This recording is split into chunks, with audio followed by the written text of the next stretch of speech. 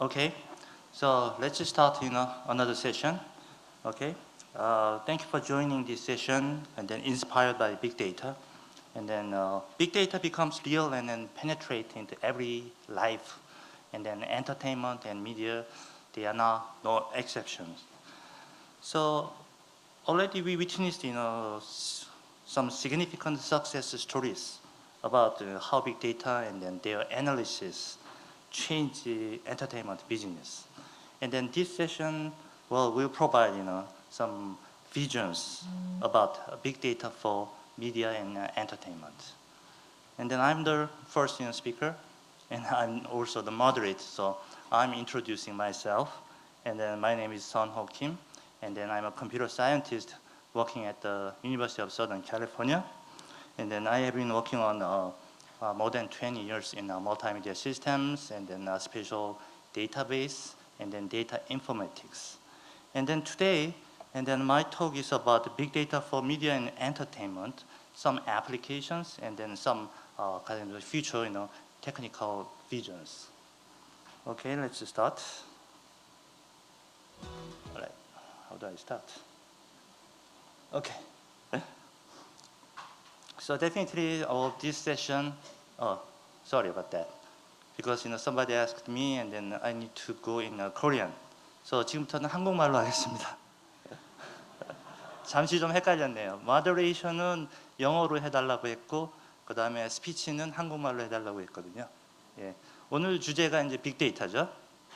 그래서 빅데이터 하면은 뭐 요즘은 누구나 다 이제 빅데이터라는 이제 말을 하고 있는데 빅데이터에 대해서 한번 조금 좀 정리를 하고 그 다음에 또 빅데이터가 그 어떤 애플리케이션을 성공적으로 이끌어왔는지 거기에 대한 좀 예를 갖다가 제시를 해보기로 하겠습니다. How can I advance this? Okay. So 여기서 보시다시피 빅데이터가 완전히 지금 세상을 갖다가 큰 그냥 임팩트를 갖다가 준다고 어떻게 보면 좀 사람들이 좀 너무 거창하게 좀 호들갑을 떨면서 얘기하는 경우도 있죠. 미국도 마찬가지입니다. 사실 빅데이터란 말 자체가 상당히 새롭고 갑자기 나타나서 세상을 여러 분야에서 큰 임팩트를 갖다가 끼치고 있기 때문에 사실 잘 모르는 면도 많이 있습니다. 그래서 빅 임팩트, 그러니까 아마겟돈이라는 영화에서 보면은 막 혜성같이 나타나서 혜성이 지구를 공격하니까 이제 뭐 잘 모르는 사람들은 이렇게 브루스 윌리스가 해결해 줄 수 있을 거라라는 얘기도 하지만은 사실은 빅데이터라는 문제를 갖다가 뭐 저렇게 다룰 수는 없는 거겠죠. 일단은 빅데이터라는 것이 무엇인가를 한번 간략하게 정리를 하고 넘어가면은 뭐 일단은 여러분들 많이 들어보셨겠지만은 그 여태까지 있던 그 데이터보다는 상당히 양도 훨씬 크고 그 다음에 굉장히 다양하고 또한 데이터가 발생되는 그 속도 자체도 엄청나게 빠르기 때문에 현재의 솔루션을 갖고 다루기가 힘들고 그 또한 그 많은 양의 데이터를 갖다가 분석을 해서 또 새로운 정보를 이용해 내고자 하는 그런 면에서 이제 빅데이터라는 말을 갖다가 많이 사용을 하고 있죠. 일단은 그 빅데이터는 이 테크니컬한 쪽에서 일하는 사람들은 그러니까 V워드, V로 시작하는 워드를 표현하기를 좋아하는데 일단 IBM 같은 데서 이렇게 정리를 하고 아니 뭐 IBM만이 아니라 그 다른 많은 분야에서도 이제 이런 V워드를 갖고 정리를 합니다. 첫 번째를 보면은 그 볼륨이 있죠.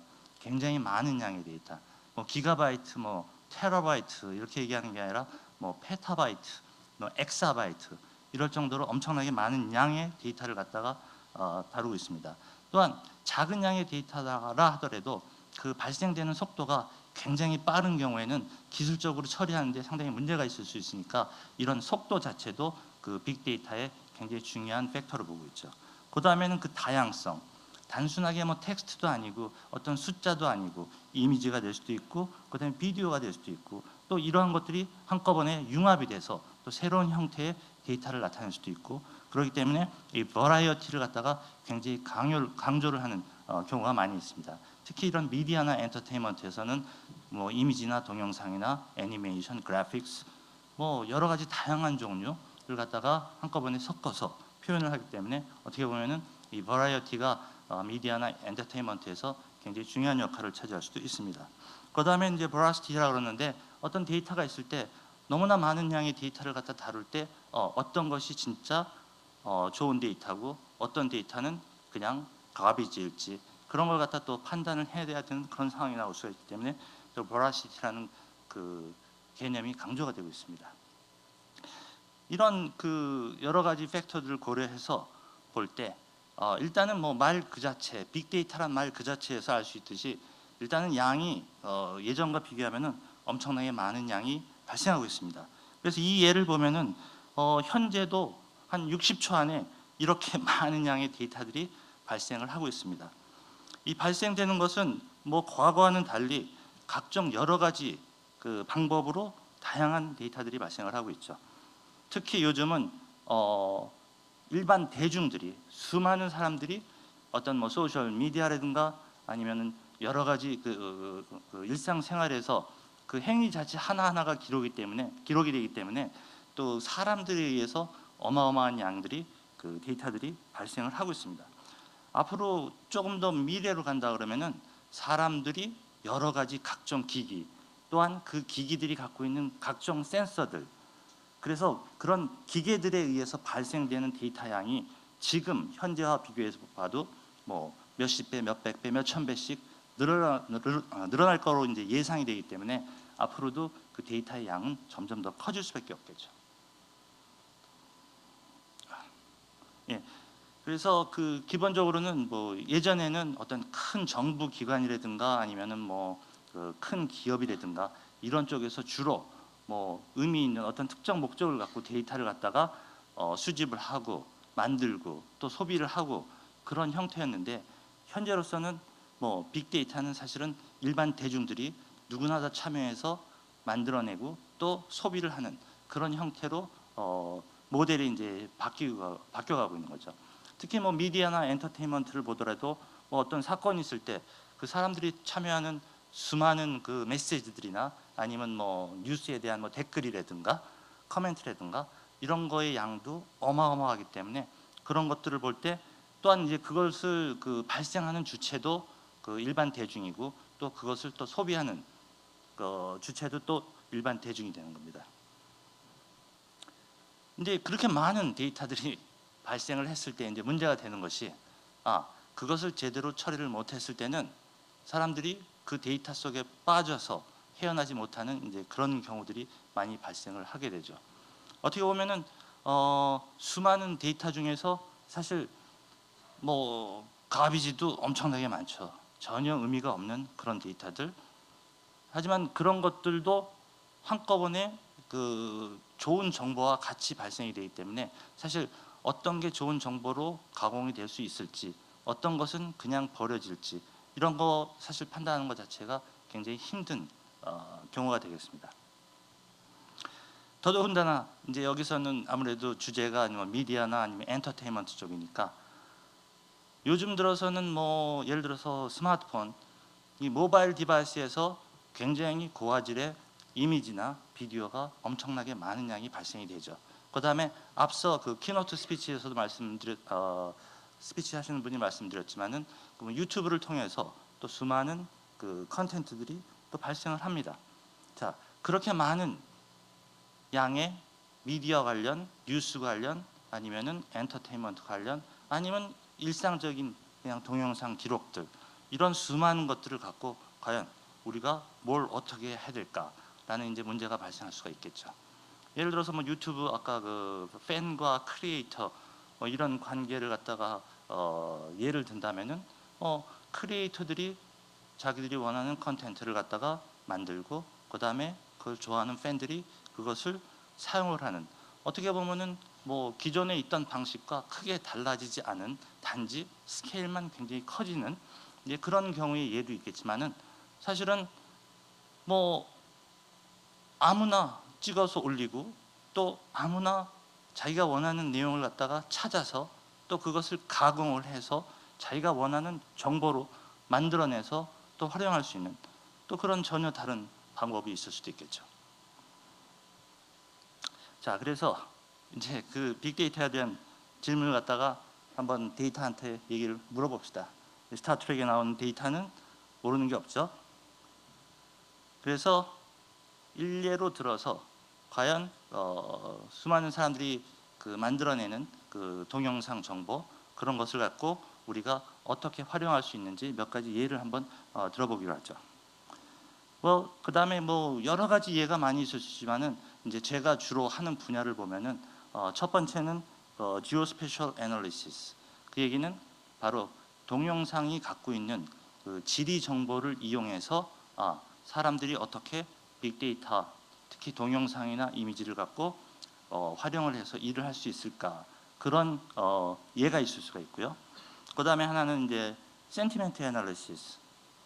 보통 여태까지 이제 Sentiment Analysis를 볼 것 같으면은 어떤 영화가 나왔을 때 그 영화가 좋다, 나쁘다, 어떻다라는 여러 가지 댓글이 달릴 수가 있고, 그 댓글을 갖다 분석을 해서 사람들이 그 영화를 좋아하는지 나빠하는지 이런 판단을 내릴 수 있는 그런 경우가 이제 센티멘트 애널리시스가 될 수가 있죠. 그런 쪽으로도 활발하게 연구가 되고 있고, 또 앞으로도 더 많이 이제 활용이 되리라 이제 예상을 합니다. 그 다음에 또 하나는 이제 User Behavior Analysis. 여러분이 예를 들면은 유튜브를 통해서 동영상을 갖다가 보든, 아니면은 미국 같은 경우 이제 넷플릭스라는 온라인 무비 디스트리뷰터가 있는데, 넷플릭스를 통해서 무슨 영화를 본다든가 그랬을 때 그 영화를 보는 그 행위 자체 한 단계 한 단계 모든 것을 다 기록을 해서, 그러면 이제 시청자들의 어떤 행위 같은 것들이 다 일일이 기록이 되는 거죠. 그 기록을 가지고 그 다음에 분석을 해서 앞으로 좀 더 서비스를 갖다가 향상시킨다든가, 아니면은 사람들이 원하는 심지어는 사람들이 원하는 영화를 만든다든가 이런 쪽으로 활용을 할 수가 있는 겁니다. 첫 번째로 한번 예를 들어보죠.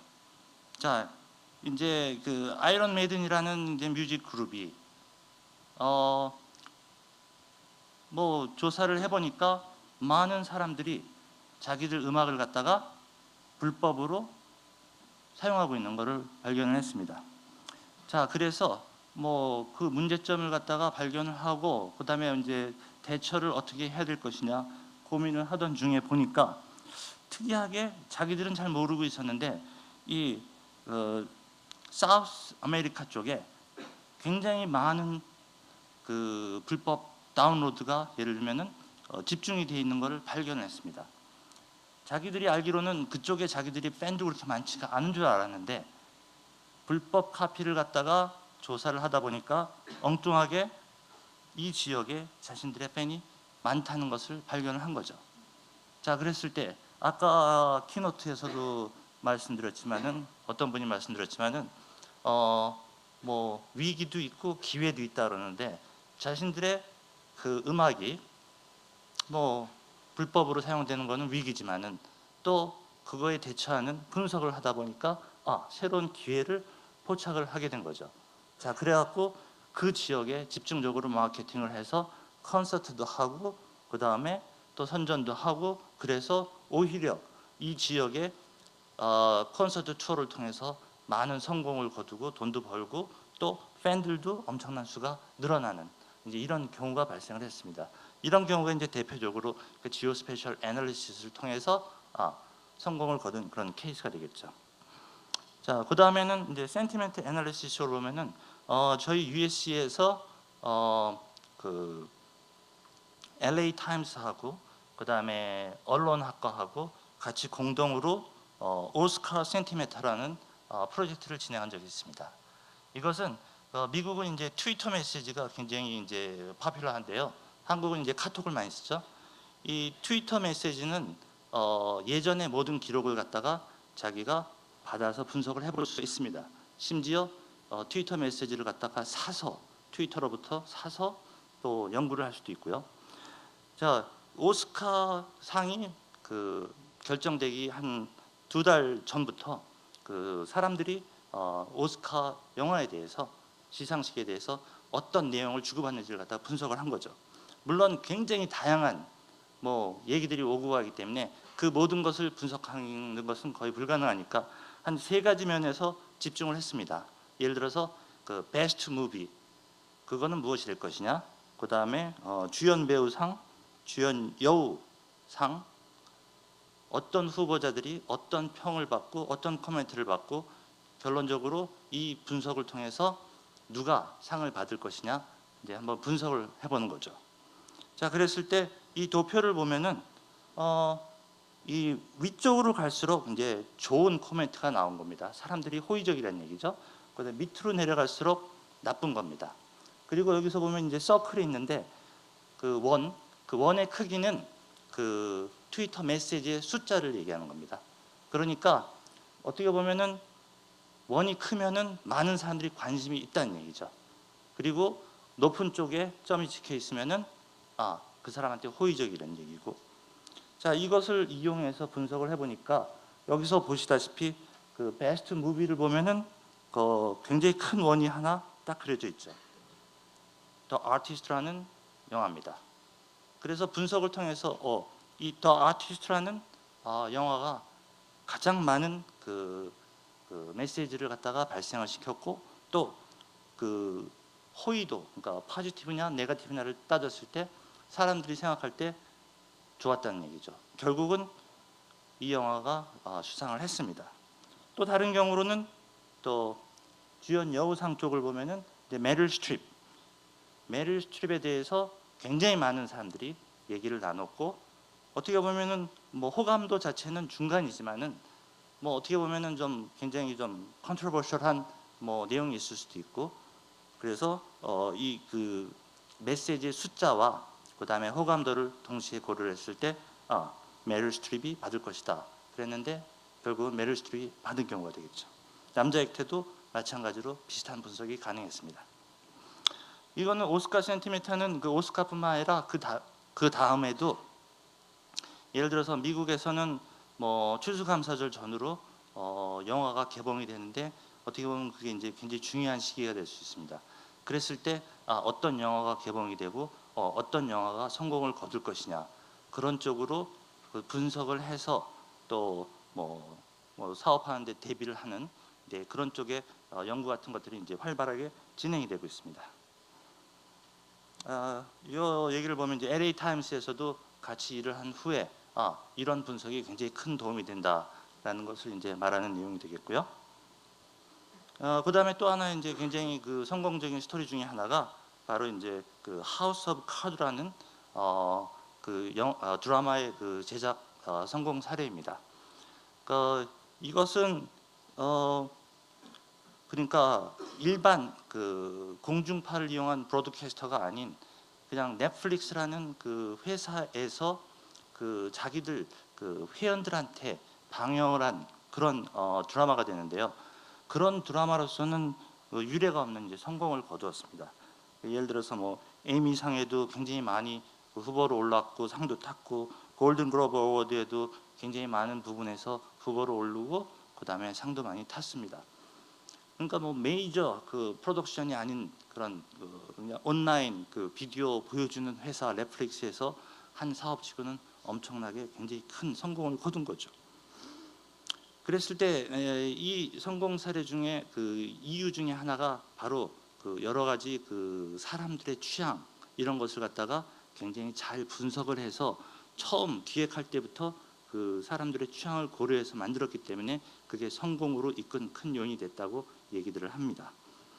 예를 들면은 뭐 디렉터는 누가 좋다든가 아니면 뭐 그 내용 자체는 어때야 된다든가 아니면 주연 배우는 누가 좋다든가 이런 것들을 굉장히 분석을 잘 해서 성공적으로 만든 케이스가 됩니다. 이거는 이제 넷플릭스가 어떻게 일을 했는가, 예를 들어서 뭐 사람들의 그 여러 가지 그 피드백이라든가 아니면 여러 가지 일들을 갖다가 다 하나하나 잘 받아서 분석을 했다는 얘기가 되겠고요. 지금도 넷플릭스라는 회사는 그 사용자의 그 일거수일투족을 갖다가 어떻게 보면 다 모니터링을 하고 있는 겁니다. 그 거의 3천만 명이 넘는 그 회원들한테 그 회원들이 매일매일 그 영화를 볼 때 뭐 하나하나까지를 갖다가 다 기록을 하고 그것을 다 저장을 하고 있습니다. 예를 들면 언제 뭐 멈춤을 누른다든가 언제 앞으로 돌린다든가 뒤로 돌린다든가 뭐 어떤 기계를 이용해서 뭐 시청을 한다든가. 사실 말이 그렇지 3천만 명의 회원을 갖다가 매일매일 이런 걸 갖다 하나하나 다 기록을 하면은 그 양 자체가 어마어마한 양이 되는 거죠. 또 그러한 그 단지 그 수집하는 게 아니라 그것을 또 분석을 해서 어떤 사용자가 어떤 형태의 영화를 좋아하고 또 언제 보기를 좋아하고 뭐 취향은 어떻고 이런 것을 다 분석을 해서 심지어는 그 영화를 선전하는 그 트레일러를 만드는 데 있어서도 한 가지 버전으로 모든 사람을 갖다가 다 방영하는 게 아니라 어떤 특정 개인이 좋아할 만한 그런 요소들을 갖다가 수집을 해서 따로 만들어서 그 선전을 하는 이제 그런 형태까지도 발전을 한 거죠. 그러니까 이 한 10가지의 그러니까 다른 그 버전을 만들고 그 사용자의 취향에 맞춰서 그 좋아할 만한 버전을 갖다가 방영을 해서 사람들이 좀 더 관심을 갖도록 이제 그렇게 하는 것이 되겠습니다. 지금도 이제 뭐 빅데이터하고 그 영화하고는 굉장히 많은 그 일들을 같이 하고 있어요. 그러니까 미국 할리우드, 그러니까 저희 USC 같은 경우는 이제 시네마 스쿨이 있는데 그 시네마 스쿨에 있는 사람들이 생각보다는 굉장히 기술적으로 이해도가 뛰어납니다. 또한 다른 분야의 사람들하고도 일을 굉장히 잘하는 거죠. 그러니까 시네마 스쿨에 있는 사람들이 저희 같이 이제 공대에 있는 기술자들과 함께 기술적인 분석, 수학적인 분석, 이론적인 분석 이런 것들을 하고 그 다음에 또 언론학과 쪽 사람들하고도 일을 하면서 사람들이 그 호감도나 아니면 이런 거에 대해서 어떻게 표현을 하고 사람들의 댓글을 또 어떻게 해석을 해야 되는지 그런 것들을 다 집중적으로 수집을 해서 그것을 분석을 해서 현재로서는 이제 마케팅 쪽으로 굉장히 많은 그 활용을 하고 있는 거죠. 앞으로는 어떻게 보면은 좀 크리에이티브한 쪽에 있는 사람들이 좋아하지 않을 만한 이제 얘기가 되는 거는 예전에는 예를 들어서 감독이 자기의 생각을 가지고 뭐 어떤 드라마를 만든다든가 아니면 영화를 만든다든가 그리고 나서 그 결과에 대해서 자기가 책임을 진다든가 이런 면들이 많았는데 이 하우스 오브 카드라는 그 예를 들거나 아니면 앞으로 그 넷플릭스나 이런 데서 수집한 엄청난 양의 데이터를 분석을 해서 그 분석 결과를 갖다가 드라마의 제작 과정에 반영을 한다 그러면은 어떻게 보면은 이 디렉터가 사실은 자기가 디렉터 하는 것이 아니라 일반 소비자가 원하는 것을 거기에 맞춰서 커스터마이즈 하는 이제 그런 일이 그렇게 이제 역할이 좀 줄어드는 이제 그런 일이 발생할 수도 있을 거라는 좀 염려도 하고 있습니다. 또 그 여러 가지 다른 분야에서 사실은 그 미디어하고 엔터테인먼트 산업에서 다른 쪽으로도 굉장히 많은 그 빅데이터 활용을 하고 있습니다. 근데 아직까지는 주로 이제 뭐 마케팅이나 아니면 비즈니스 이런 쪽에 관련된 분석들을 많이 하고 있죠. 그러니까 뭐 예를 들어서 아까 어떤 분하고도 잠시 얘기를 나눴지만은 드라마나 아니면 무비 그 개봉일을 결정하는 것 자체도 그 비즈니스의 성공에 엄청난 큰 영향을 미치는데 그런 것도 어떻게 보면 다 이제 비즈니스 결정이 되는 거죠. 그래서 이제 뭐 그쪽으로는 그 빅데이터가 그 미디어나 엔터테인먼트 인더스트리에 영향을 미치기 시작한 것은 굉장히 분명하다고 생각을 합니다.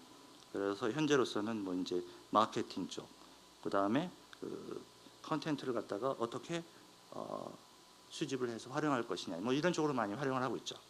하지만 이제 저는 그 엔지니어니까 사실은 비즈니스 쪽만 바라보는 게 아니라 이런 빅데이터를 이용해서 사실은 컨텐츠를 만드는 그 단계에서도 어떤 그 도움을 얻을 수 있을까 그런 쪽을 많이 생각을 해봤습니다.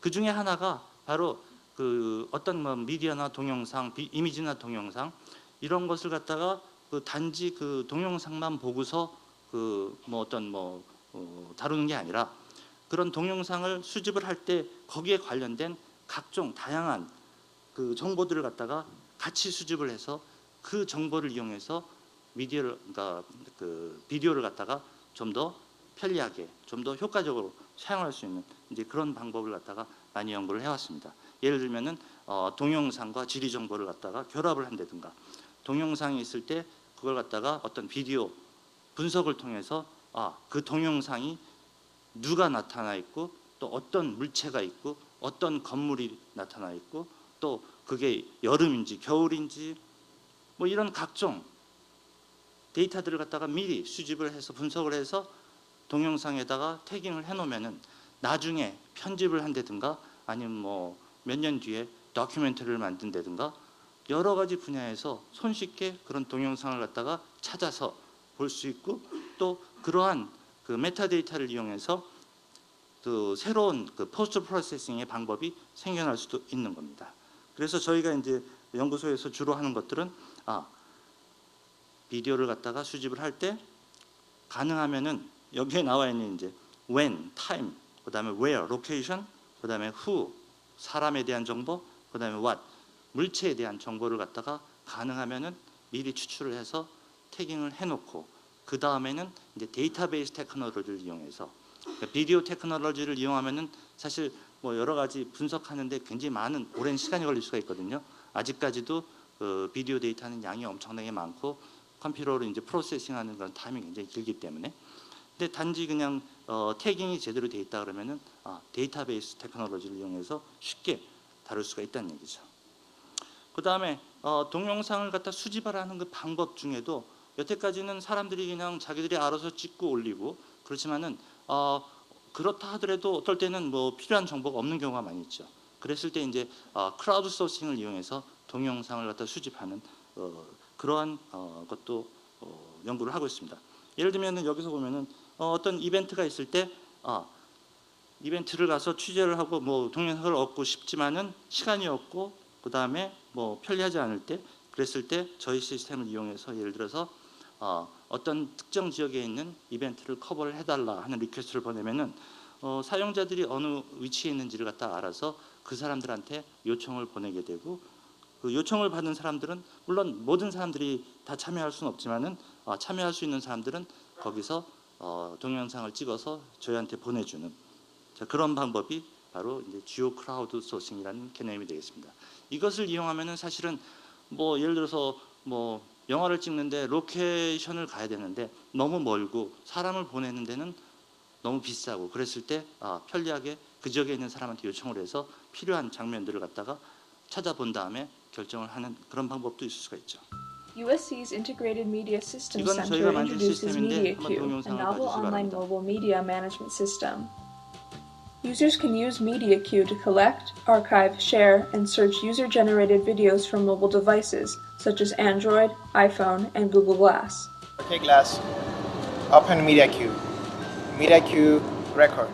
MediaQ effectively uses geospatial metadata like camera trajectory, viewing direction, and field of view to manage videos. The coverage of area of the current frame is marked on the map. Once videos are collected with geospatial metadata, MediaQ can provide various search capabilities. The range query can find all videos overlapping with a given circular range. MediaQ can find any videos that overlap partially with the query range. Search results can include videos marked outside of the range because the trajectory of the coverage area overlaps with the query range at some point in time. Any query can be further refined by optional parameters such as keywords. For example, the keyword bookstore returns only one video in which the USC bookstore is recorded.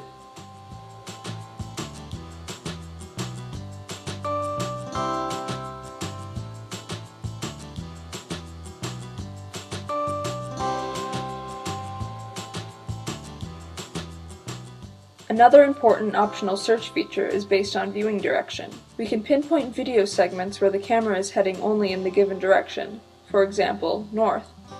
MediaQ supports spatial crowdsourcing to collect videos in an on-demand manner.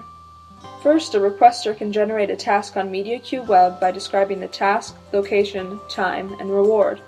Then the request will be delivered to mobile users who are around the location of video collection. Once tasks are created, MediaQ maintains them in 3 categories: active, completed, and expired. The location of the task, the location of the collected video, and the user who recorded it with the recording time are displayed to check the status of the crowdsourcing task. MediaQ is the next generation of mobile media management systems. 야, 이렇게 해서 그 비디오를 갖다가 수집을 하고 그다음에 비디오의 뭐 프레임 레벨이라든가 아니면 그 세그멘트 레벨에 어떤 지리 정보가 태깅이 돼 있을 때, 그랬을 때는 단지 비디오를 보는 것뿐만 아니라 그 정보를 이용해서 다른 여러 가지 새로운 그 컨텐츠를 갖다 생성을 할 수가 있습니다. 예를 들면 이 경우를 보면은 여러 사람들이 각각 독립적으로 어떤 특정 장소에서 비디오를 찍었지만은 저희가 위치 정보를 정확히 알기 때문에 자동적으로 이런 파노라마 이미지를 갖다가 생성을 할 수가 있는 거죠. 예를 들어서 구글 같은 경우에 특별한 카메라를 이용해서 이런 파노라마 이미지를 만들지만은 저희 같은 경우에는 비디오가 충분한 그 지리 정보를 갖고 있으면은 자동적으로 생성할 수 있는 거죠. 그 반대로 보면은 어떤 특정 지역을 향한 비디오가 많이 있다면은 자동적으로 이런 3D 모델을 갖다가 생성을 할 수도 있는 겁니다. 이런 방법은 예를 들어서 뭐 게임을 만든다든가 그랬을 때 굉장히 뭐 정교한 3D 모델이 아니라 그냥 어느 정도 좀 러프한 3D 모델을 자동적으로 생성하는 데 이제 좋은 방법이 될 수가 있는 거죠. 그다음에 시간과 위치와 방향이 정확하게 하기 때문에 어떤 특정 지역에서 before and after를 갖다가 쉽게 찾아내서 검색을 할 수 있는 그런 편리함도 제공할 수가 있는 거죠. 그다음에 이런 뭐 시간이 경과됐을 때 어떤 특정 지역에 오랜 시간을 두고 수집된 그런 자료들을 갖다가 아주 편리하게 찾아서 볼 수 있는 그런 경우도 있습니다. 또한 그 지리 정보를 이용해서 어떤 물체가 화면상에 어떻게 나올까 그런 것도 예측을 할 수가 있는 거죠. 예를 들면 그 위에 있는 건물을 보면은 카메라 위치하고 건물의 위치가 가깝기 때문에 이 건물은 화면에 크게 나올 것이다. 그런 것을 미리 알았을 때는 다른 것보다는 이런 동영상을 미리 검색함으로써 다른 것을 찾아보는 그 시간을 갖다 많이 줄일 수 있는 이제 그런 다양한 그 포스트 프로세싱도 가능한 거죠. 자, 그래서 결론적으로는 이 리얼월드에서 각종 센서나 아니면 각종 그 사람들의 그 행위에 의해서 수많은 양의 데이터가 발생을 하고 또 온라인 상에서도 엄청나게 많은 양의 데이터들이 발생을 합니다. 자, 그랬을 때 이러한 데이터들과 또 현실과 이걸 갖다가 어떻게 잘 블렌딩을 하고 잘 분석을 하고 그래서 새로운 정보 아니면 새로운 서비스를 만들어낼 것이냐 이런 것들이 현재 이제 빅데이터가 갖고 있는 이제 큰 문제가 되겠죠.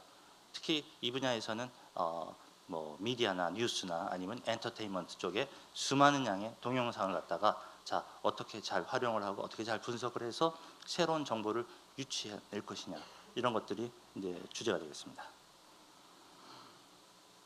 그래서 잘 보면은 이제 뭐 빅데이터는 이미 엄청난 양의 발생을 되고 있는 거고 엄청난 속도로 발생이 되고 있는 거고 또 그것을 있는 미디어나 이제 그 엔터테인먼트 쪽에서 어떻게 활용할 수 있느냐 사실은 굉장히 많은 다양한 방법이 있고 또 여기서 그 사람들의 좀 창의성이 많이 필요한 이제 분야가 되겠습니다.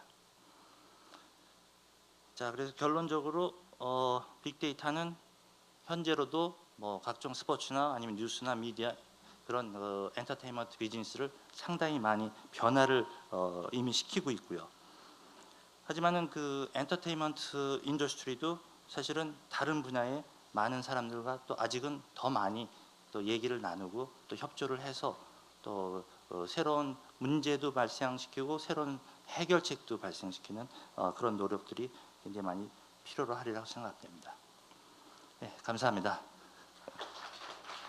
제가 시간은 조금 오바를 해갖고 질문을 많이는 못 받을 것 같은데요. 그래도 한 두세 개 정도는 받을 수 있으니까 질문 있으신 분은 질문해 주시기 바랍니다. 예.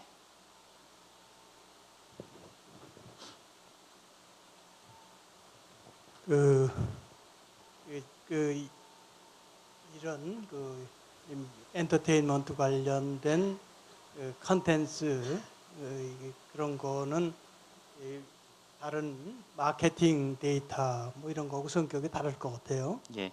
이런 쪽에서는 그 볼륨보다는 베로시티 그것이 훨씬 더 중요하지 않을까 이렇게 생각이 되는데요. 그런 상황에서 이제 이 사용할 수 있는 알고리즘에 차이가 있지 않을까 또 이렇게 생각이 드는군요. 그러니까 무슨 과학적인 분석을 하거나 그다음에 마케팅 분석을 하는 거에 비해서 엔터테인먼트에서 그 컨텐츠의 방향을 이쪽으로 끌어가겠다 할 때 쓰는 그런 알고리즘이 성격이 어떻게 다른지, 그리고 그런 알고리즘이 이 시장에 언더 쉘브, 시장에 어느 정도 나와 있는지 이런 것에 대해서 설명 좀 해줬으면.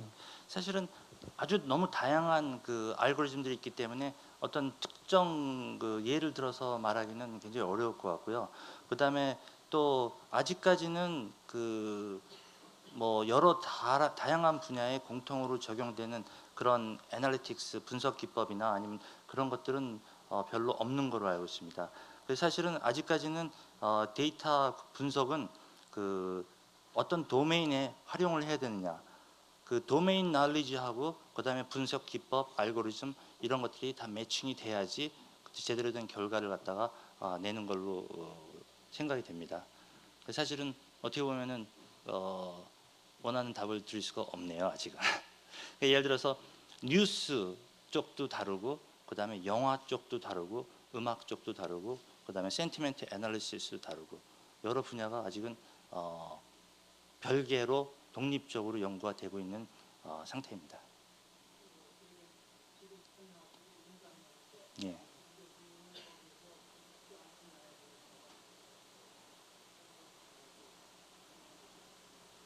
예, 저는 주로 그 스마트폰에서 발생하는 그 모바일 비디오, 그 모바일 비디오를 갖고 그다음에 거기에 지리 정보를 갖다가 이용을 해서 더 많은 사람들이 편리하게 컨텐츠를 쉐어할 수 있도록 하는 그런 쪽으로 연구를 하고 있습니다.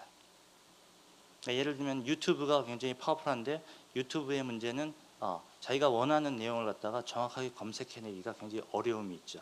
그렇기 때문에 굉장히 파퓰러한 컨텐츠는 엄청나게 많은 사람들이 보지만은 또 상대적으로 굉장히 좋은 컨텐츠도 사람들이 못 보는, 찾을 수가 없기 때문에 못 보는 그런 경우가 많이 발생을 하는데 그런 것을 갖다가 어떻게 좀 더 효과적으로 검색을 하고 공유할 수 있도록 하느냐, 그런 쪽으로 연구를 많이 하고 있습니다. 예. 예. 예.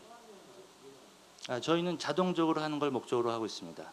아직까지는 뭐 100% 자동적으로 되지는 않고 있지만은 하나하나 점차적으로 늘려서 자동적으로 태깅을 하는 그런 방향으로 가고 있습니다. 예를 들면은 센서를 이용해서 자동적으로 태깅을 한다든가 아니면은 하나의 정보를 갖다가 얻은 후에 그 정보를 이용해서 다른 정보를 갖다가 자동적으로 찾아서 태깅을 한다든가 이제 그런 방법들을 사용하고 있죠. 예를 들면 GPS 시그널을 이용해서 현재의 위도 경도를 알면은 그 정보를 이용해서 예를 들면 구글 맵에 가서 그 위치에 어떤 건물이 있는지, 거리의 이름은 뭔지, 그 다음에 뭐 다른 각종 지리 정보들을 갖다 찾아서 태깅을 한다든가 이제 그런 식으로 하고 있습니다. 예, 가운데 분. 네, 좋은 강연 감사드립니다. 두 가지 질문이 있는데요. 첫 번째 질문은 최근에 이제 뉴욕에서 나왔던 얘기인데 빅데이터와 관련된 프라이버시 이슈가 굉장히 이슈가 되고 있는 걸로 알고 있습니다. 특히 이제 하우스 오브 카드 같이 데이터를 활용해서 실제로 모니타이제이션하는 케이스가 나타나기 시작하면서 개인이 과연 내가 어떤 것을 보고 있는지를 특정 업체한테 제공을 하고 그 업체가 이를 통해서 수익화를 얻었을 때 나의 프라이버시 정보를 남용하는 게 아닌가라는 이슈가 굉장히 등장을 많이 하고 있고요. 그래서 이 점과 관련돼서 혹시 어떻게 생각하고 있는지 한 가지 듣고 싶고요. 두 번째 질문은 이것과 좀 관련된 건데 그 미디어 큐에 대해서 굉장히 좀 재밌게 보았습니다. 근데 그 내용을 보면 사실 유저가 자발적으로 참여를 해야지만 데이터가 모이는 거고 데이터를 바탕으로 서비스가 뒤에서 이루어지는 것 같은데 사실 유저들이 이제 점점점 데이터의 가치가 귀중하다는 걸 알게 되면서 자발적으로 자기 위치 정보와 동영상을 같이 결합해서 그거를 서버에 전송해줄 이유가 점점점 저는 적어진다고 생각을 하고 있거든요. 예. 사실 그렇게 되면 데이터 자체가 모이기조차도 어려워지는 시대가 오지 않을까라고 생각을 하는데 예. 이런 점들에 대해서 혹시 USC에서 데이터를 모으기 위해서 뭔가 하시는 게 있으면 어떤 게 있는지 좀 답변 부탁드립니다. 예. 첫 번째 질문은 이제 프라이버시에 관한 건데 프라이버시에 관한 것은 현재로서 굉장히 많은 논의가 되고 있어갖고 사실은 그것도 아직은 해답이 없습니다. 예를 들어 미국 쪽 같은 경우에는 조금 릴렉스하기 때문에 많은 양의 데이터들 갖다가 제대로 수집을 할 수 있는 경우가 많이 있고요. 또 그다음에 또 중국 같은 경우에는 프라이버시에 대한 개념조차가 별로 없기 때문에 사실은 굉장히 고급 정보가 많이 모일 수도 있어요. 반면에 유럽 같은 경우에는 점차적으로 프라이버시를 갖다가 적용을 하기 시작해서 점점 어려움이 있습니다.